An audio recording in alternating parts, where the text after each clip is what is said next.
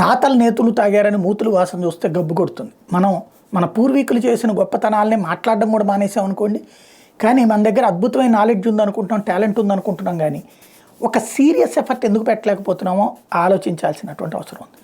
ఒక ఫేస్బుక్, ఒక ట్విట్టరు, లేకపోతే ఒక యూట్యూబు, ఒక గూగుల్, ఇట్లాంటివి మన ఇండియన్ మేడ్వి ఎప్పుడు వస్తాయని వెయిట్ చేస్తున్నాం. వచ్చినాయి కొన్ని, కానీ వాళ్లతో పోటీ పడి నిలవలేకపోయాయి. మార్కెట్ అనేటువంటిది ముఖ్యం. ఫేస్బుక్ 20 ఏళ్ళు అయింది ఇప్పటికి పెట్టి, 20 సంవత్సరాలు. అసలు ఏమాత్రం సంబంధం లేని వ్యక్తుల మధ్యన అనుసంధానం చేయగలిగింది.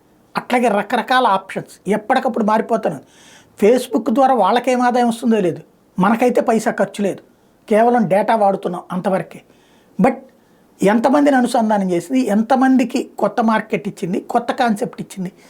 ఇట్లాంటివి అలాగే యూట్యూబ్ ఎంతమందికి లైఫ్ ఇచ్చింది, ఎన్ని కోట్ల మంది వాళ్ళ దాని మీద బ్రతుకుతున్నారు. ఇలాంటివి మనం ఎందుకు చేయలేకపోతున్నామో ఆలోచించుకోవాల్సిన సందర్భం.